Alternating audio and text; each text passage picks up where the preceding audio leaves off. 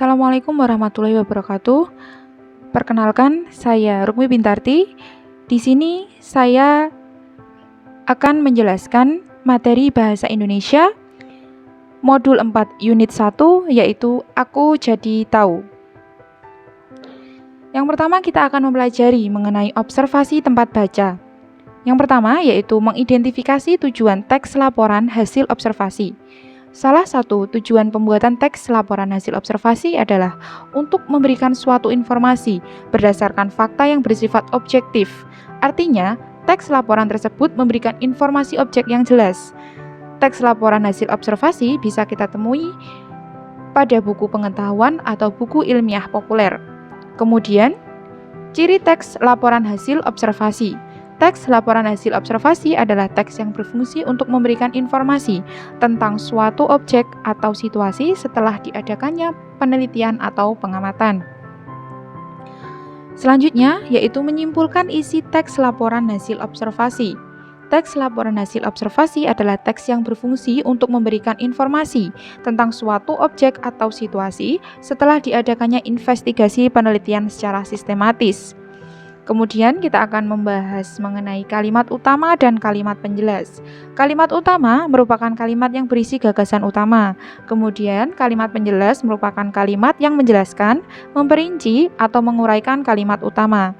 Dalam kalimat penjelas terdapat gagasan pendukung yang fungsinya mendukung gagasan utama.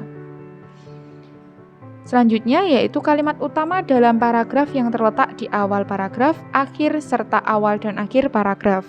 Ada 3 jenis paragraf berdasarkan letak kalimat utamanya. Yang pertama, paragraf yang berada di awal paragraf dinamakan paragraf deduktif, sedangkan paragraf yang kalimat utamanya berada di akhir paragraf dinamakan paragraf induktif, dan yang terakhir, paragraf yang kalimat utamanya terletak di awal dan di akhir paragraf disebut paragraf campuran. Selanjutnya yaitu gagasan utama. Gagasan utama adalah pikiran utama yang terdapat dalam bacaan. Gagasan utama disebut juga gagasan pokok, pikiran utama, pokok pembicaraan atau pokok pikiran.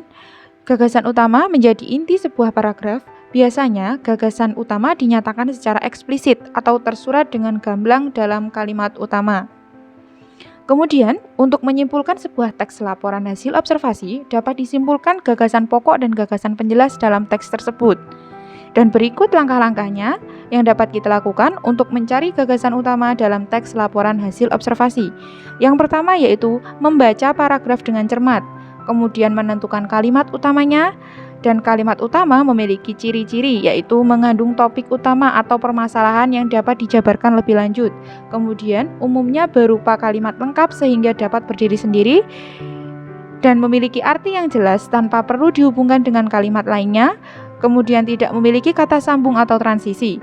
Pada paragraf induktif, maka kalimat utama ditandai oleh kata-kata seperti simpulan, oleh karena itu, jadi, oleh sebab itu, dan dengan demikian.